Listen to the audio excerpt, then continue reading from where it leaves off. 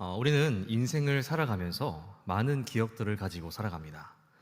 좋은 기억들만 있다면 좋겠지만 때로는 부끄럽고 수치스러운 기억도 있을 수 있고 덜어는 기억하면 할수록 나를 어렵게 만드는 기억들이 있을 수도 있어요. 그런 과거들은 저에게도 있고 여러분들도 마찬가지일 겁니다. 그러한 기억들은 오히려 잊어버리고 싶지만 잘 잊혀지지도 않고 누군가에게 꺼내놓고 싶지도 않을 때도 있어요. 근데 여러분, 오늘 본문을 보면요, 모세는요, 이스라엘 백성들이 생각하고 싶어 하지도 않고 잊어버리고 싶을 것 같은 과거들을 마구잡이로 내어놓습니다. 꺼내놓으면 부끄럽고 오히려 모르는 게 약일 것 같은 이러한 기억들을 모두 내어놓는 거예요. 모세가 왜 이런 과거들을 내어놓고 있을까?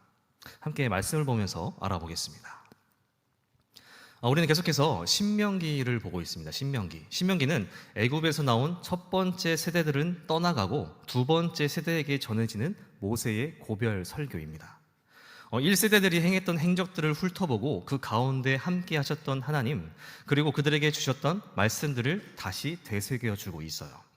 그 가운데 오늘 본문인 9장은 과거로부터 이스라엘이 하나님 앞에 어떠한 백성이었는지 회상하고 있는데요. 본문을 이해하기 위해서 8절부터 보면요, 출애굽 1세대가 어떠한 일을 행했었는지 기록하고 있습니다.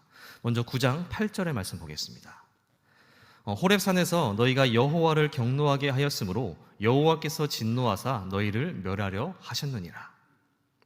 자, 이스라엘의 역사를 돌아보았을 때 이스라엘 백성들은 하나님 앞에 어떠한 백성이었다는 거죠? 한 번에 설명하는 단어가 눈에 들어옵니다. 하나님을 진노하게 했던 백성이었다는 거예요.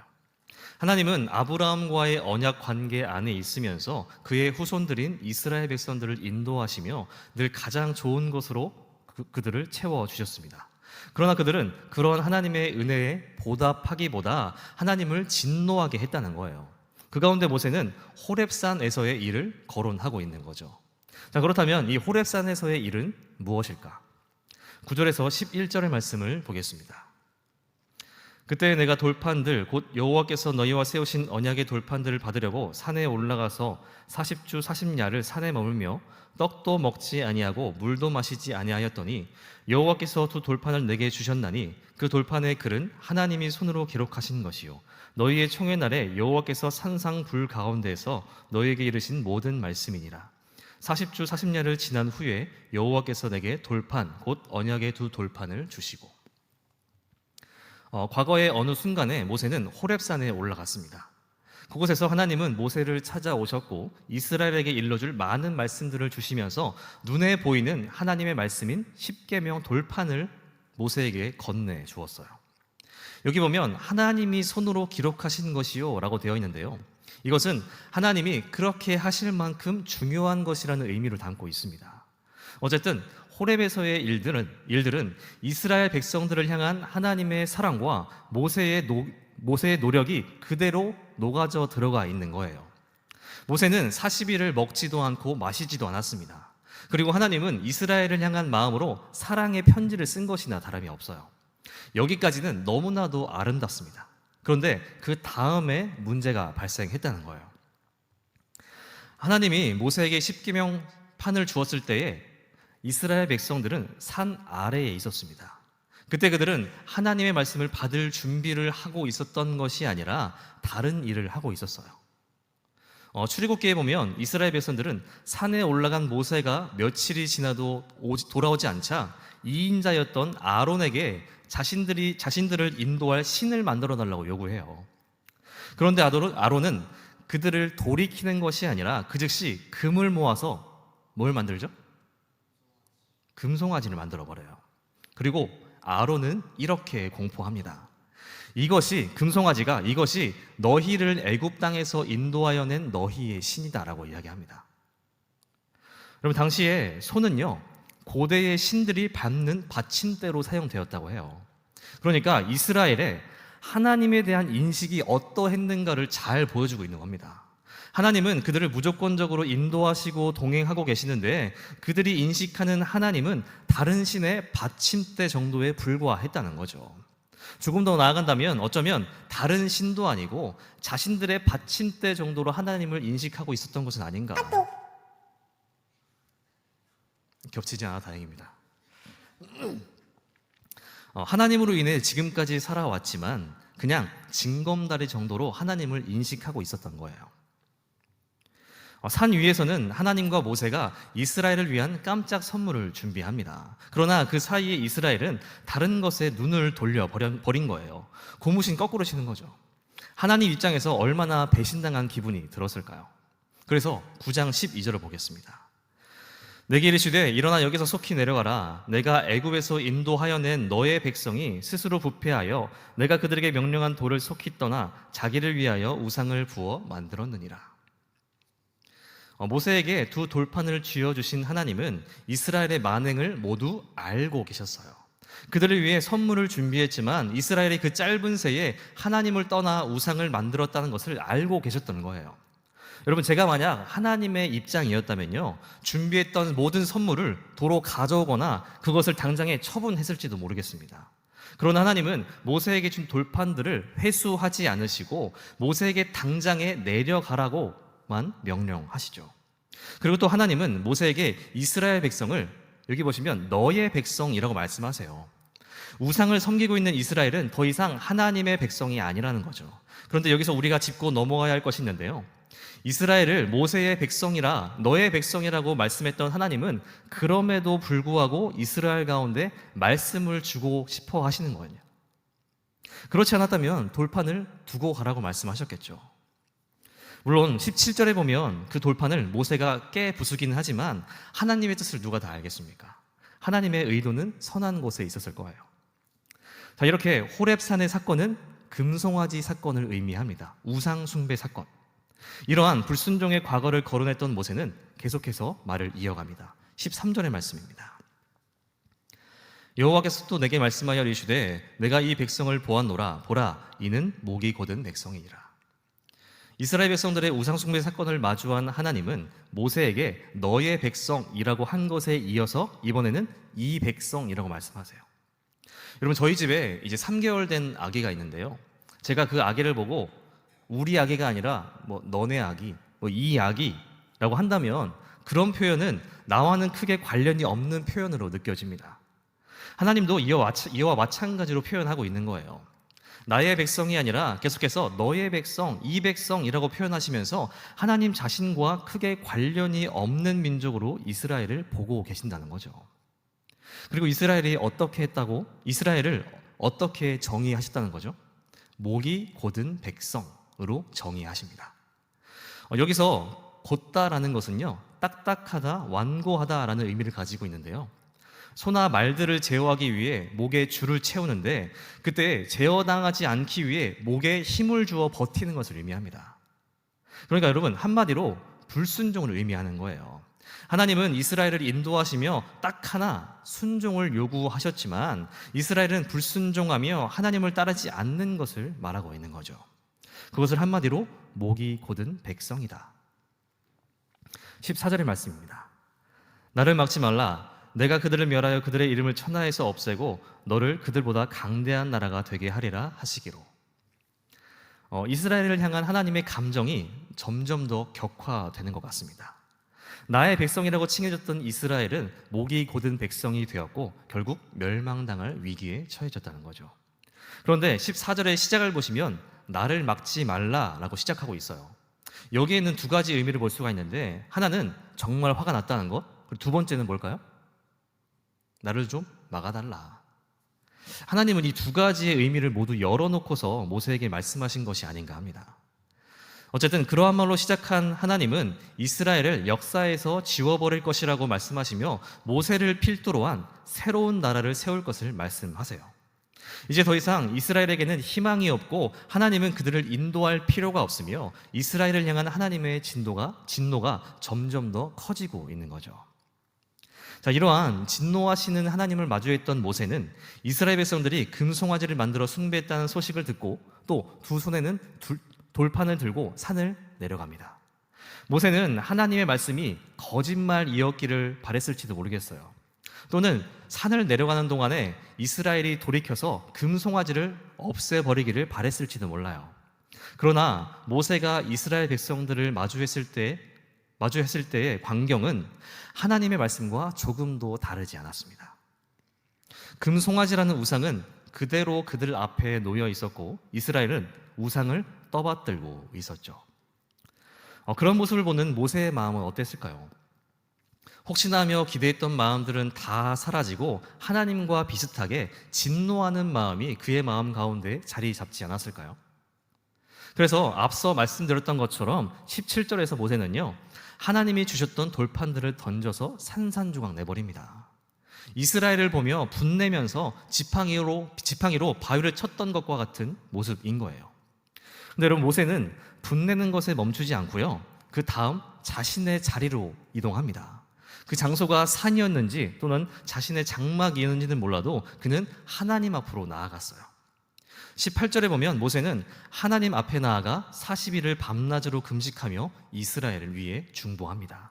19절의 말씀 보겠습니다. 여호와께서 심히 분노하사 너희를 멸하려 하셨으므로 내가 두려워하였노라. 그러나 여호와께서 그때에도 내 말을 들으셨고. 모세가 하나님 앞에 나아갔을 때 하나님의 진노하심이 어찌나 컸던지 모세는 그 앞에서 두려워했다는 거예요. 그러나 중요한 것은 하나님은 진노하시고 모세는 두려워했지만 하나님은 모세의 기도를 들어주셨다는 겁니다. 하나님은 이스라엘에게 들으라고 말씀하셨지만 이스라엘은 듣지 않았어요. 그러나 하나님은 모세의 기도를 들어주셨다는 겁니다. 하나님은 기도를 들으시고 이스라엘과 그의 형인 이인자 아론까지도 포용해 주셨어요. 그리고 모세는 하나님의 진노가 거두어졌음을 선포합니다. 21절의 말씀입니다. 너희의 죄 곧 너희가 만든 송아지를 가져다가 불살라 찢고 티끌같이 가늘게 갈아 그 가루를 산에서 흘려내리는 시내에 뿌렸느니라. 모세는 완전한 멸망의 그늘에서 벗어난 이스라엘에게 금송아지를 처분할 것을 명령합니다. 그런데 그 과정이 여기 보시면요, 간단치가 않아요. 불사르고 찢고 가늘게 갈고 가루로 만들어서 흘려보내야 합니다. 5단계를 거치라고 하는 거예요. 우리가 중고등학교 때 수련회를 가면 우리의 죄를 종이에 적어서 태우는 일을 해본 적이 있죠? 안 했나요, 여기는? 네, 저는 해봤습니다. 그런 것과 같이 죄를 완전히 없애고 떠나보내야 한다는 것을 눈으로 보여주는 거죠. 또 한 가지는 우리에게 있는 죄를 이렇게 대해야 한다는 것을 알려주고 있는 것이 아닐까 합니다. 이렇게 금송아지 사건을 예로 들어서 이스라엘 백성들의 죄성을 낱낱이 밝힌 모세는요, 계속해서 다른 죄악들을 더 열거합니다. 22절의 말씀을 함께 읽도록 하겠습니다. 시작.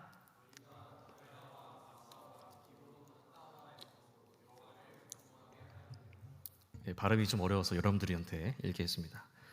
호렙산에서의 죄악은 시작에 불과했어요. 호렙산에서 우상숭배라는 죄악을 저지른 이스라엘은 거기서 죄악을 멈추지 않고 계속해서 죄악을 이어갔다는 거예요. 다베라, 마사, 기브롯, 핫다아와 셀 수도 없을 만큼 수많은 죄악을 저지르며 하나님을 경노하게 했습니다. 자, 여기 등장하는 다베라라는 말은요, 불타다라는 의미를 가지고 있는데요, 이 다베라에서 이스라엘 백성들은 하나님을 원망하다가 하나님의 진노를 샀고 그 일부가 불에 탔던 사건을 이야기합니다. 그리고 두 번째, 마사는 절망, 시험이라는 뜻을 가지고 있는데요, 이 마사에서는 백성들이 물이 없어서 하나님이 계신가 안 계신가 하며 하나님을 시험했었다고 합니다. 그리고 마지막으로 기브롯 핫다아와인데요, 이것은 욕망의 무덤이라는 뜻을 가지고 있습니다. 하나님은 이스라엘 백성들이 광야를 거닐 때 만나를 내려주셨었는데 이스라엘 백성들은 자신들이 먹을 것이 만나밖에 없자 그것에 실증을 느끼고 하나님을 원망했습니다. 그 결과 하나님은 메추라기를 보내주셨지만 하나님을 원망한 사람들은 그 대가로 모두 무덤에 들어가게 되었다고 합니다. 그런데 이스라엘의 죄악은 거기서 끝이 아니에요. 23절로 이어집니다. 여호와께서 너희를 가데스 바네아에서 떠나게 하실 때에 이르시기를 너희는 올라가서 내가 너희에게 준 땅을 차지하라 하시되 너희가 너희의 하나님 여호와의 명령을 거역하여 믿지 아니하고 그 말씀을 듣지 아니하였나니. 이 부분은 우리가 너무나도 잘 알고 있는 부분입니다. 가데스 바네아 어딘가요, 여러분? 예, 모르는군요. 자, 이스라엘이 가나안 땅에 12정탐꾼을 보냈던 장소예요. 그때 정탐꾼이 몇 명이 가나안 땅에 들어갔죠? 그건 아시는군요. 각 지파별로 한 명씩 해서 총 12명이 들어갔는데 그 12명의 의견이 통일되지 않고 몇 대 몇으로 나뉘었어요. 몇 대 몇인가요? 이게 앞에 두 명만 대답한 건가 지금? 10대 2예요, 10대 2. 그때 소수인 2명의 의견은 묵살되고 다수인 10명의 보고를 듣고 이스라엘은 하나님을 원망합니다. 그 결과로 이스라엘은 40년의 광야 생활을 하게 되는 거예요. 결과적으로 보면 이 사건을 계기로 출애굽 1세대 전체에게 사형 선고가 내려진 거죠. 여러분, 모세는 그동안 지나왔던 장소들을 언급하면서 이스라엘의 죄를 낱낱이 드러내고 있는데요. 그렇다면 여러분, 우리가 죄를 지었던 장소는 어디인가요? 저는 이 부분을 보면서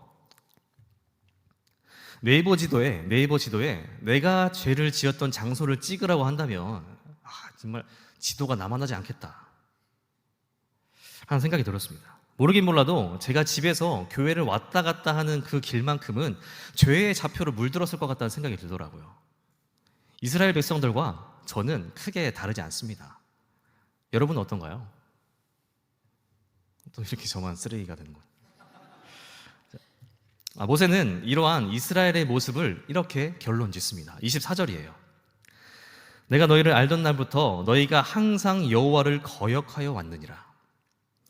모세는 과거 이스라엘이 지었던 죄들을 나열했어요. 호렙산에서, 다베라에서, 그리고 가데스 바네아에서 지었던 이스라엘의 죄악들을 낱낱이 밝혀내고는 그들이 하나님을 알던 날부터 한 번도 하나님께 순종을 드린 적이 없었고 항상 여호와 하나님을 거역했던 목이 고드는 백성이라고 결론 짓습니다. 여기서 항상이라고 하는 것은요, 과거부터 지금까지 계속되어 온 습관 같은 행동을 나타낸다고 해요.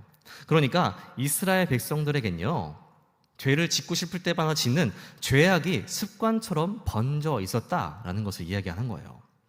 그렇기 때문에 그들은 하나님의 진노로 멸망당할 수밖에 없었지만 모세는 그들을 위해 언제나 기도했습니다. 27절, 28절의 말씀입니다. 주의 종 아브라함과 이삭과 야곱을 생각하사 이 백성의 완악함과 악과 죄를 보지 마옵소서. 주께서 우리를 인도하여 내신 그 땅 백성이 말하기를 여호와께서 그들에게 허락하신 땅으로 그들을 인도하여 드릴 만한 능력도 없고 그들을 미워하기도 하사 광야에서 죽이려고 인도하여 내셨다 할까 두려워하나이다. 모세는 기도로 하나님을 설득합니다. 이스라엘 백성들은 죄악으로 물들어 있기에 멸망당해야 마땅하지만 하나님이 약속하셨던 것처럼 아브라함, 이삭, 야곱을 기억해서라도 이스라엘을 멸망의 그늘에서 벗어나게 해달라는 거예요. 그리고 만약 하나님이 이스라엘을 멸하시면 주변 나라들이 생각하기로 하나님이 이스라엘을 이끌 능력이 없어 그들을 멸했다고 할 것이고 또 그들을 멸하기 위해서 애굽에서 나오게 했다라고 여기게 될 것이라며 하나님을 설득하고 있는 겁니다. 그리고 거기에 마지막 29절을 보태는 거죠. 마지막 29절의 말씀입니다. 그들은 주의 큰 능력과 표심팔로 인도하여 내신 주의 백성 곧 주의 기업 이로소이다 하였노라. 모세는 마지막으로 목이 곧으며 죄악이 습관이 되어버린 이스라엘 백성이 다른 누구도 아니라 하나님의 백성, 하나님의 기업이라고 이야기합니다. 여기에는 이스라엘 백성들은 소망이 없고 가망이 없는 민족이지만 그러한 죄인들을 이끌어 주실 분은 오직 하나님 한 분뿐이라는 사실을 말하고 있는 것이 아닐까요? 여러분, 지금 모세가 언급했던 이스라엘 사람들은 모두 죽고 나서 그 다음 세대가 모세 앞에 있습니다. 그들은 모두 가나안 땅 앞에 서 있는 거예요. 어쩌면 모세가 언급했던 역사와는 상관이 없는 세대 앞에서 모세는 왜 이런 말들을 늘어놓고 있는 걸까요? 모세의 말을 듣는 사람들 중에 누군가는 왜 우리와 상관없는 이야기를 계속하고 있는 거야? 옛날 얘기 적당히 좀 해라 라는 생각을 할 수 있지 않았을까요? 또 어떤 사람들은 이미 그 이야기들을 알고 있으면서 우리 아버지 또는 우리 할아버지를 광야에서 죽게 한 그 하나님을 원망하고 있지 않았을까요? 어찌 보면 오늘 모세가 말하는 이스라엘의 역사는요, 이제 전쟁터에 나아가야 하는 이스라엘 백성들의 의지와 사기를 꺾는 일이 될 수도 있습니다. 솔직히 말하면 오늘 모세의 이야기는요, 득보다는 실이 더 많아 보이는 연설에 불과합니다. 그런데 모세는 왜 이러한 이야기들을 이스라엘 앞에 내어놓고 있는가? 너희는 다 멸망당해야 마땅하지만 내가 기도해서 너희가 지금 여기에 있는 거다. 내가 기도했던 결과가 지금 너희다. 나한테 고마워해라. 이런 걸 드러내고 싶어서 이야기한 걸까요? 그럼 모세가 굳이 기억하고 싶지도 않은 기억들을 끄집어내서 치부를 드러내는 것은요, 오히려 그때 그 기억들이 이스라엘에게 힘이 되는 것이기 때문에 그렇습니다. 지금 이스라엘 백성들은 겪은 적도 없고 모세의 기억을 통해서 듣는 이야기이지만 그 과거가 오늘을 살아가는 이스라엘에게 힘이 되는 기억이기 때문이라는 거예요. 그때부터 언제나 지금까지도 우리는 소망이 없고 가망이 없는 목이 곧은 죄인들이다. 하지만 그때마다 하나님은 우리의 기도를 들어주셨고 우리를 용서하셔서 우리를 여기까지 인도하시며 오늘도 우리와 함께하고 계신다. 우리는 언제나 죄인이었지만 언제나 하나님의 은혜 아래 살고 있는 민족이었다라는 것을 알려주는 겁니다. 결국 모세는 그때 그 기억들로 하여금 오늘을 살아가는 이스라엘에게요, 그 하나님을 기억하며 거기로부터 힘을 얻어 가나안 땅으로 나아가라고 이야기하는 거예요. 그렇다면 여러분, 오늘 우리는 어떤 기억들을 가지고 있습니까? 앞서 우리가 생각해 보았던 것처럼 우리들의 기억 속에는 많은 것들이 자리 잡고 있을 거예요. 부끄러웠던 기억, 또는 아쉬웠던 기억, 죄인으로 살았던 기억, 또 좋았던 기억들. 그 가운데 기억하고 싶지도 않은, 어쩌면 지금까지도 나의 삶을 옥죄어오는 기억들이 있을지도 몰라요. 그러나 여러분, 분명한 것은요, 여러분의 과거 속에도 하나님은 여러분과 함께 계셨었고 그 하나님이 지금도 우리와 함께 하고 계신다라는 겁니다. 우리의 목이 곧아서 불순종할 때에도, 하나님의 말씀을 거스를 때에도 하나님은 변함없이 우리에게 은혜로 함께 하고 계신다라는 거예요. 그렇다고 죄 짓고 살아도 된다는 이야기 아닙니다. 우리의 모습이 어떠하든 하나님은 우리를 향해 신실한 사랑으로 함께 하시는 분이라는 거죠. 근데 여러분, 우리의 문제는 우리에게 하나님이 잘 기억되지 않는다는 거예요. 늘 다른 기억들이 하나님을 가려버립니다. 때로는 어떤 큼지막한 기억들이 하나님도 가려버리고 시간이 지났음에도 불구하고 지금까지도 나를 괴롭히는 경우가 많아요. 그리고 그런 기억들이 쌓여서 오늘까지도 나의 힘을 빼앗아 버릴 때가 있습니다. 그럴 때 우리는 어떻게 해야 하는가? 어떻게 해야 될까요? 우리가 할 것은 딱 하나라는 겁니다. 하나님을 기억하는 것.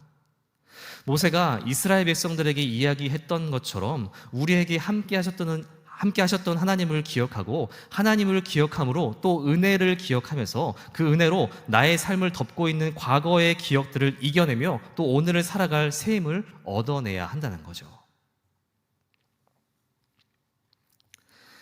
여러분은 혹시 옥하는 목사님에 대한 이야기를 들어본 적 있으신가요? 혹시 이름도 처음 들어보셨나요? 저는 그 목사님께서 소천하신 이후에 많은 영상을 통해서 그분을 알게 되었는데요. 그분의 설교 가운데 우리가 도대체 어디서 힘을 얻어낼 수 있을까? 이러한 질문을 하신 것을 본 적이 있습니다. 여러분, 우리는 어디서 오늘을 살아갈 힘을 얻어낼 수 있을까요? 집에 있는 가족이 우리에게 힘이 되던가요? 물론 안 되진 않습니다. 아니면 돈이 우리에게 힘이 되던가요? 또 다른 어떤 친구나 멘토 또는 술이 우리에게 힘이 됩니까? 그것이 아니라 옥하는 목사님은요, 오늘을 살아가고 또 내일을 살게 하는 힘이 예수님의 십자가에서 나온다고 이야기합니다. 그러면서 어떤 것을 권면하시냐면 하루 10분만 예수님의 십자가를 묵상해라. 길지 않은 시간을 나를 사랑하사 나를 위하여 자기 몸을 버리신 예수님의 사랑을 묵상할 때 거기로부터 새로운 힘이 나오게 된다는 겁니다. 여러분, 제가 지지난주에 이야기했죠? 저는 어려운 거 시키지 않습니다. 하루 10분도 제 기준엔 너무 길어요. 하루 5분만 예수님의 십자가 사랑을 묵상해 보세요. 출퇴근할 때, 집에서 또 어디서나 그 사랑을 깊이 묵상할 때에 거기로부터 오늘을 살아가고 또 이겨낼 힘이 생겨나게 되는 것이 아닐까요? 우리가 여러분 이번 한 주 동안 한 주를 살아가면서 우리가 이것을 기억하고 매일의 삶 속에서 하루 딱 5분만 예수님의 십자가를 묵상할 수 있기를 바랍니다. 그래서 예수님의 사랑을 묵상함으로 그 은혜 가운데 거하며 또 한 주 동안 다시 한번 살아낼 힘을 얻어내는 하나님께 영광 돌려드리는 저와 여러분들 될 수 있기를 바라겠습니다. 함께 기도합니다.